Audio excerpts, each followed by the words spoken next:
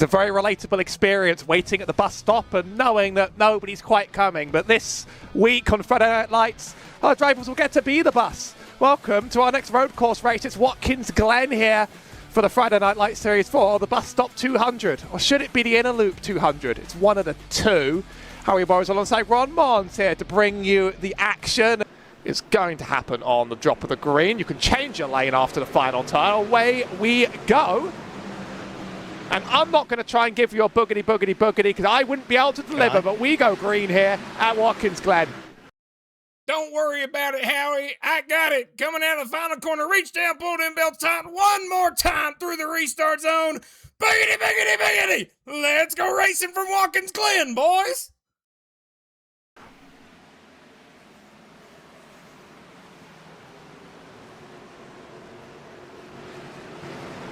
Drivers will be able to run all the way wide. Dyson got a very good jump hand at the start of this race, though, as the field flows up the hill now. Been pretty clean and stable for everybody, I think, in the field. Bit of a separation here behind some of our top drivers. I believe that's Roman sort of one of the last before the gap to Hoytsma behind. First run through the bus stop. No bumps like on the sports car version anymore. We're all just about getting away with this. Yeah, pretty smooth start for your competition. And hey, Howie, if you wanted me to, I could have probably provided a boogity. I probably would have blown out my vocal cords, but I could have done it. But Andrew Dyson doing everything that he needs to do off the line. Adam Benefiel, who ended off last season as the final road course winner from 2025, got the job done at the Charlotte Roval. Interested to see what he may be able to do, currently running in second with his championship rival and sparring partner Bryson Hicksonball directly behind. Those two, of course, along with Joseph McCorder, your sixth place runner. All the drivers contending for the championship up towards the front as they start lap 2. Wineland's the inside of Medeiros into turn 1, and I think he's going to lose one out to Jacob Simpson as well. One bad exit. He's just going to try and hope he holds off Seth Fouty there. Benefield was able to get the jump for that P2 position, but I do wonder if there's going to be any chance for them to catch up to Dyson in the course of the race. You're already 7 temps down the road. Charlotte Roval winner last season, so we'll have to see what he can do here at the Glen. One more, Hoyt's not doing too well on the track, and a real bad slide into the wall. That's actually a meatball flag too. That, oh no, that's a dead engine. I was going to say the wheel's gone, but no, we completely busted that. These cars are loose and tricky, and you have to be very careful about when you put the power back on through the turns. Here's one more look. I mean, it looks like it's going okay, and all of a sudden it isn't. Jacob Simpson is also several laps down. I do wonder he was out. Where he went. I think he had connection problems. His car left the track and now he's back, but he's lost several laps to it. Points are going to be points though up front. Adam Benefiel. Hey!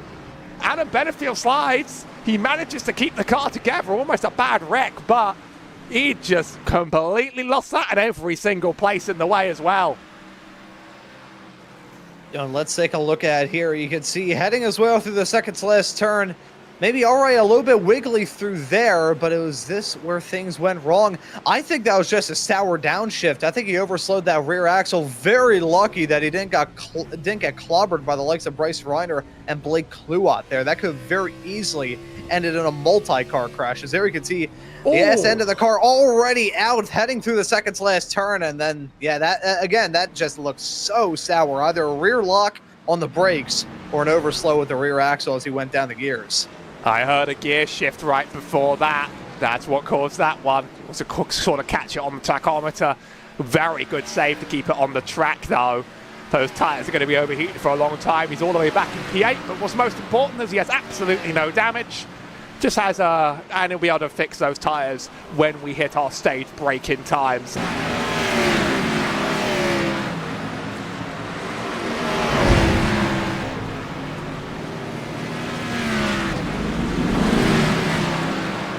Years. And speaking of side-by-side battling this, McCorder and Vroman heading into turn number 1. McCorder holding dominant on that inside line, but he's got to stay tight to those track limits. Vroman going to swing out wide against the fence and try and keep the momentum rolling up through the S's. through 2 into 3, side by side, and Roman gonna take the spot. I don't think Hoytsman and Benefield are out of this either. Hoytsman's alongside on an outside. McQuarters had a bad run out of those first few turns. It's not always the best idea to run this way through the turns, and I do think Hoytsman got quite compromised there by jumping the curbs. This one's going to be free for Adam Benefield. Potentially. Only a few laps to go before end the stage. We race to 20 and then to 40. Benefield takes the place. Oh, okay, yes, let's go a little bit further back in time and work out quite what happened. Here was Casey Graves. He was battling.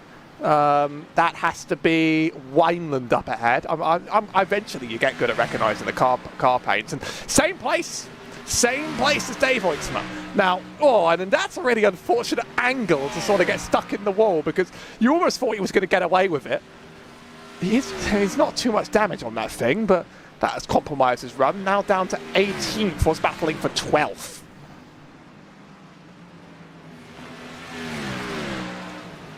Yeah, whenever you have a slide heading your way through the carousel, it is just the most excruciating feeling in the world. I always say, like, the idea of a never-ending spin in a GT3 car when you get sideways and there's nothing you can do with the steering, gas, brake, clutch, doesn't matter, you're going to be in trouble. Let's look at that. Benefield diving down the inside, heading off through the final turn, and he's going to book his way through up into 6th. Nice move there from Benefield to get past him as Lucas Hoytsma also going to come down pit lane here. Hoytsma pulling in right in the nick of time. Hunter Truel doing the same here as well. Now, pushes him a little bit off the track. It's going to slow him down even more as every single position in line. As if we can go back just a little bit to find out from the external perspective. Oh, that's a jump. That sure is a jump. Stadium Super Truck stuff for Cliff Mullins. That slowed him down. Andrew Dyson has just been able to run away with it here. 3.2 seconds of margin between himself and Bryce Reiner. Blake Kluwat, though, jumping up into 3rd. Those two of the 14 and the 5 really able to mount a charge throughout this first stage. Dyson, I think, pretty much stayed on top of everything he needed to, and we'll be seeing if we can talk to him after the stage 2, because there's going to be some very long pace laps. We're going to have to keep ourselves entertained. Wales tries us on a dive bomb a quarter. Leaders now cross the line, so Wineland will be the car that starts the caution here. You do have to hold position once you've crossed that line. You can't make your pass. Here comes Wineland, and with that should get our caution thrown for the first stage. Here's your top 10. Andrew Dyson, Bryce Ryder, then Blake Kluwat, Bryson Hixenbar, Nicholas Roman, Adam Benefield still actually managing to make up some places, stays in the top 10. Joseph McQuarter, Daniel Wiles, Aidan Amaro, and Eric Wineland. And away we go. Lucas Hoytsman gets the jump. We don't get the wave green for a bit, but we are racing here. Really bad run for Hixenbar on the inside of the turn. He's just going to drop like a rock through the field. Meanwhile, largely single file already. Hoytsma, Dyson, Truel. Dyson already able to get past Truel as the field flies through turn 1. Was there a bit of chaos? I'm sort of watching Noah Woods from above, because the sim reckons he might have dropped in pace, although I'm not sure. Sometimes it just lies as well. Big dive to the inside. Oh, the 31 misses that turn entirely, and indeed we do send 3 cars around. We now and the end. I mean, we've got go bowling signs around this place, for crying out loud. That's got to be some kind of omen. Side by side between the 5 and the 14, and a sideways wiggle for the 5 as he heads his way on the back straightaway. Having had the reflexes of a ninja to keep that car going in a straight line. Look at that. Roman now sticking his nose down the inside, off into the bus stop. Side by side racing through here is dancing with the devil, but these drivers designed to play ball. At the same time, Andrew Dyson did just pass for the lead, so there's a lot going on, and I would like to catch that one in there as well. Sort of chaos everywhere at the start of this stage. Here was Dyson. Sometimes I wish I had 2 PCs. An easy pass out of the inner loop. That's just going to be pretty trivial. That lets us return to the train as quickly as possible. Bryce Ryder leads, and then Nicholas Roman down and out into pit road. On contact with the wall too. That was a pretty significant hit, and awkward hit at that. So he's not only going to have to come down pit lane, completely. I think he may have also picked up an unsafe pit entry there as well. I think Let's he got take a away look with at that. this replay. He got away with that because he actually did slide into pit road gracefully, but that is possibly the worst place to gracefully slide into on the track. He just overcooked the power. A Swedish Army massage. Just overcooked the power on exit. There's actually no black flags, although I think driving through the pit lane, is it not basically a drive-through penalty? Chaos and pandemonium on the restart. Dyson has the lead. He's hoping to run away with it. Bryce Reiner still leads this pack of drivers to a quarter. Then Betterfield and Hicksenbard and Wiles and Wineland.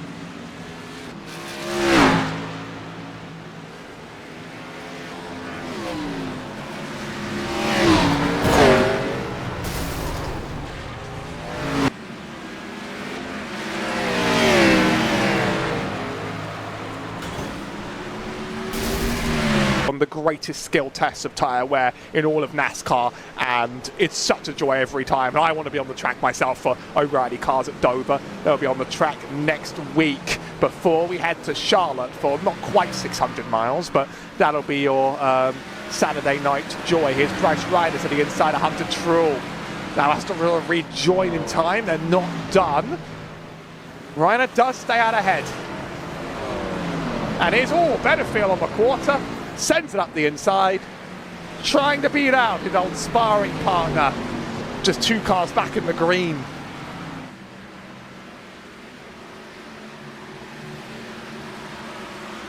And so this is the battle with your top 3 in the points. This is absolutely awesome, as there you can see the dive from Hicksenball into turn number 1. He gets that move done. Pretty textbook stuff heading into the braking zone of 1.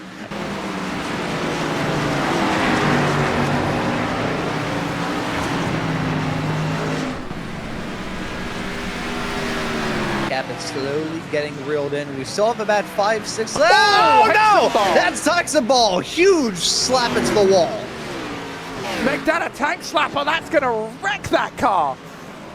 I'd count him well and truly out of contention with a hit that big for this stage, and he's going to bleed positions.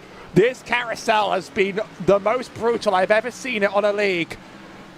Slipping and sliding. It's less awful than I thought it would be, that contact, actually.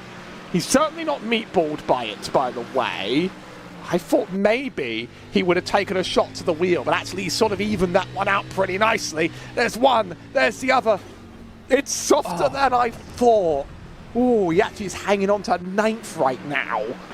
3, 4 out of 5. Andrew Dyson takes the 2nd stage, meaning we will talk to somebody else probably at the drop of the interviews. A Betterfield in 5th. Here's Daniel Wiles. Eric Wineland and McQuarter sort of drag racing to the line, but it's clearly Wineland's. Amara and Truex make it to the top 10, means that both the drivers that split the stage made points out of it, and Hoytsma made a real run out of it because he held that P2 the entire time. Here's your top 10. Just ran through him, in fact. He's going to wait the whole time. Leave the field guessing. Look out for Reiner on the inside line.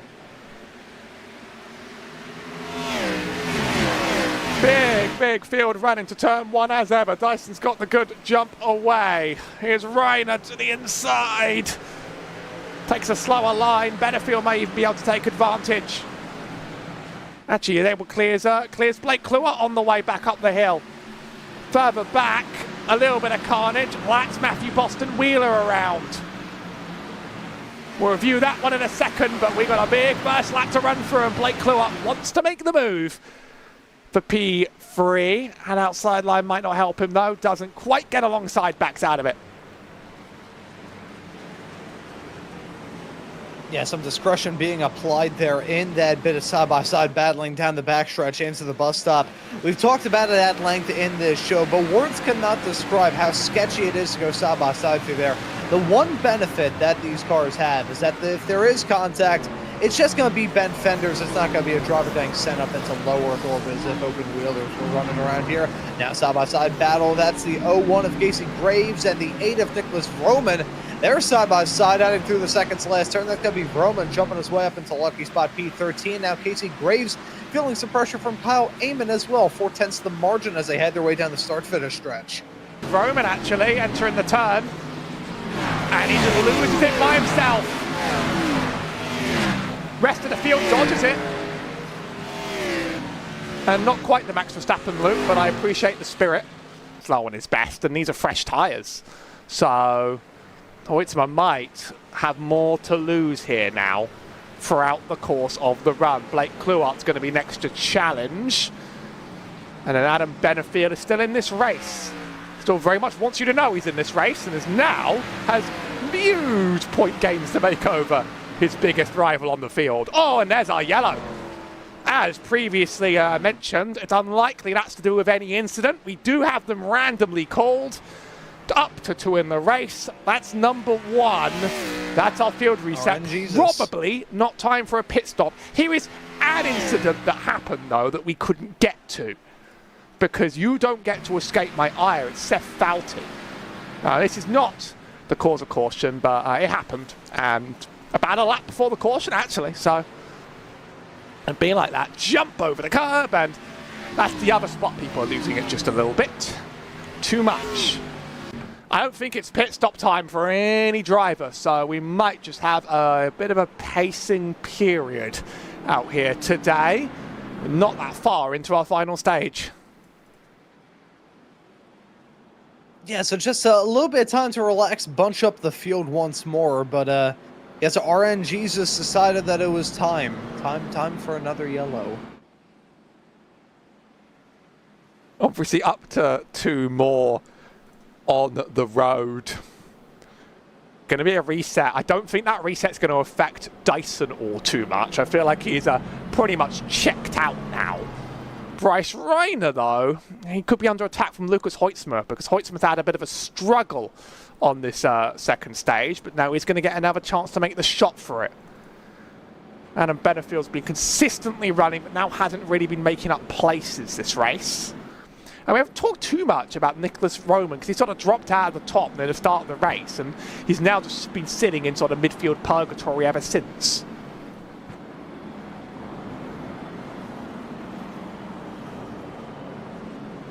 Yeah, there's not a lot of places that I would want to be in less than midfield purgatory.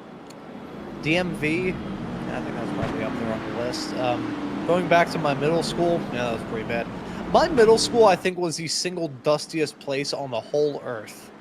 Like I had a navy blue book bag at the start of my my time in middle school.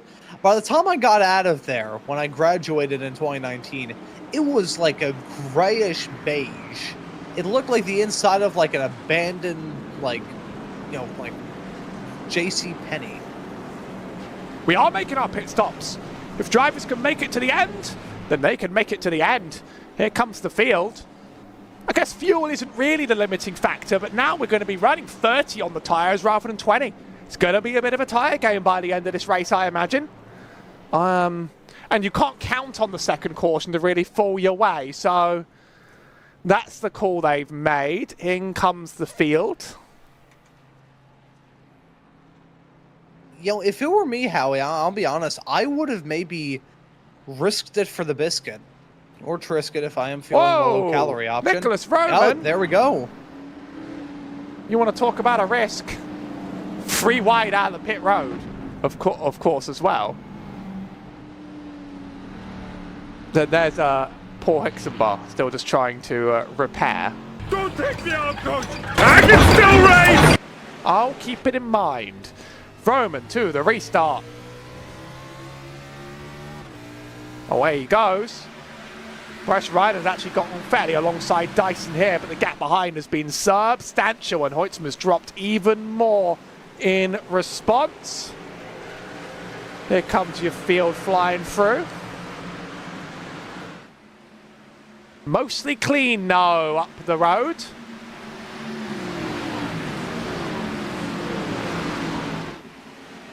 And we have potentially our last restart of the day. That's a Trull very, very wide though. Dyson's going to do everything in his power to chase down Roman, but it hasn't started quite yet. Did someone just go around? The quarter just went the wrong way.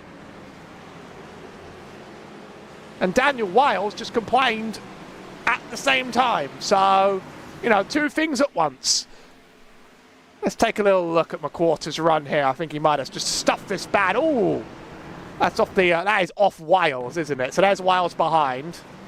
Oh no, he just had to sort of like make avoiding action. He commented about it, I think. It's less of a complaint. And then there's still chaos. That's Truel doing some door banging on the way out. And that's Truel being sent wide. Now he starts to spin in the way of the pack. Gets away with that.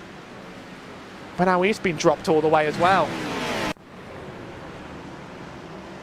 Let's look at those cars scrambling, and there's a contact there with the 57.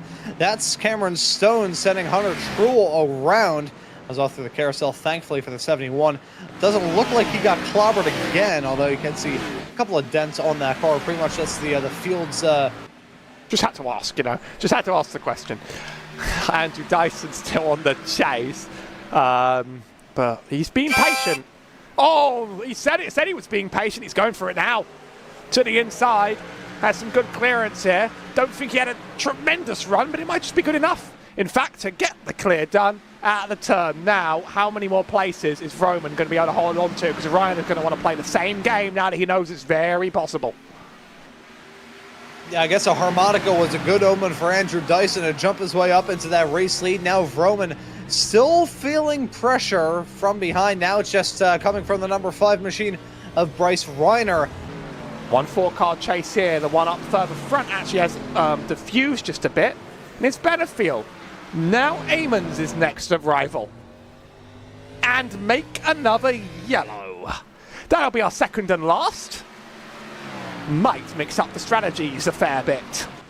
Yeah, feeling the burn.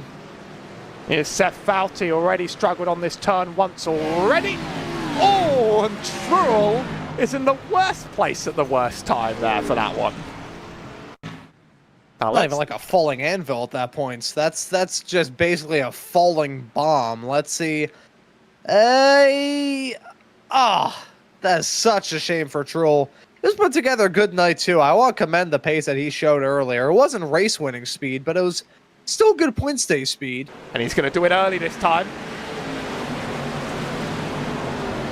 Roman gets that jump.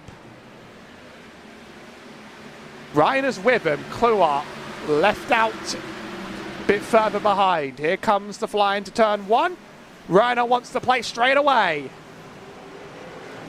Through it comes. Roman's very, very, very wide. There's some more chaos in the back. That's Boston Wheeler around. Further back up front for the battle. Roman's trying to hold on to P3 of everything he's got, but he actually might lose it out to Hoytsma as well. This is why you're not a betting man, I think, Ron. Even more being lost. Yeah, that's exactly why I'm not a betting man. Roman now dropping down into 5th. See, I had some good feelings about that car. I know why. There was just a little... I thought... I saw a dog in him. I saw a dog in him. Unfortunately, I believe that dog may have just been euthanized. The field flies on through. Reiner has been gapped by Dyson hard already. Garrett Godzicki's dropping a lot. And we will be able to take a look at what happened to Boston Wheeler on that restart. Might be a bit too far forwards. No, it's not.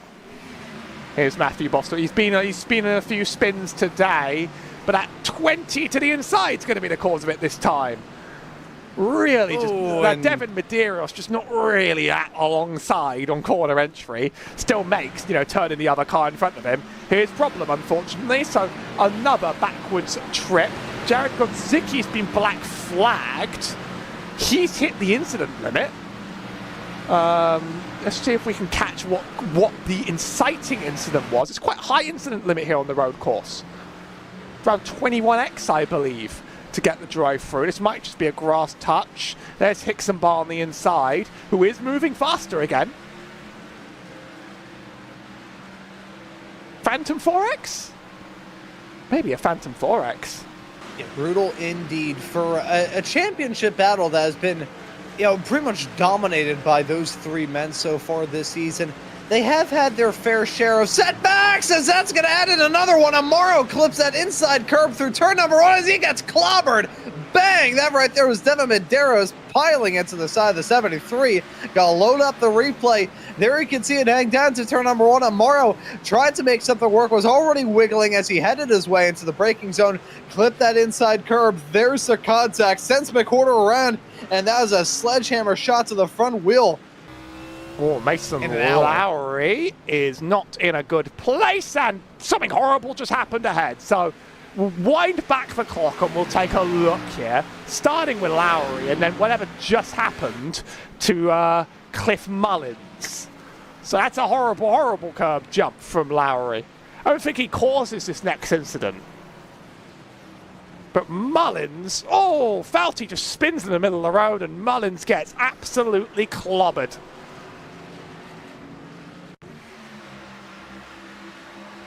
Yeah, it's a shame there. As soon as he popped it up on the wheels, just no coming back. As we take a look at this here, 77 following him through.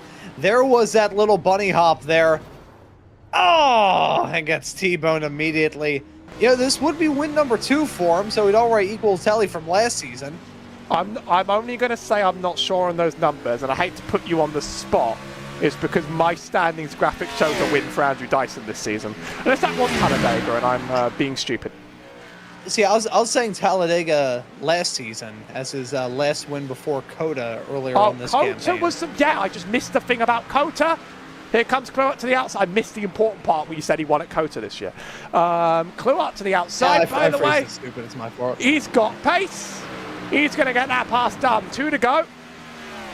Roman, I don't think's in this. But, oh, we're making a little bit of contact to unsettle the car ahead. That's the classic Watkins Glen bump and run. Saw it happen to SVG just a couple years ago. Hoytsma gets the place back. This is going to be a real chase to the finish line with 2 to go, and we're going to see the white flag next time.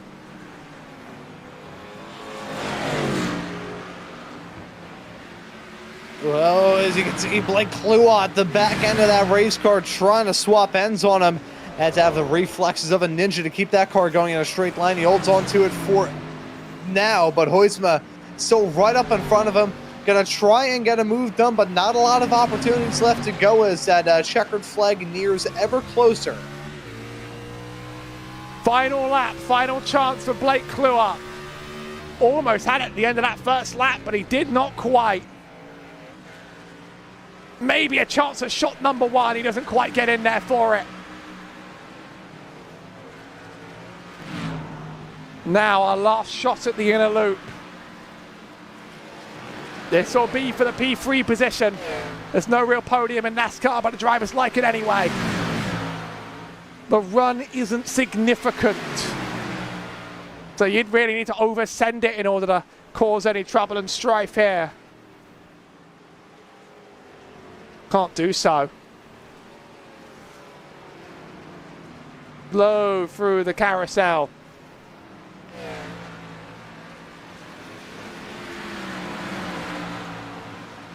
Andrew Dyson just has a couple turns to go, by the way. I think this is how it will end. Lucas Hoytsma comes out in P3. And here comes Andrew Dyson. Maybe one of the winningest drivers there ever was on the road courses. And hopefully we see some Tokyo drifts out of him one more time. Andrew Dyson takes the checkered flag at Watkins Glen.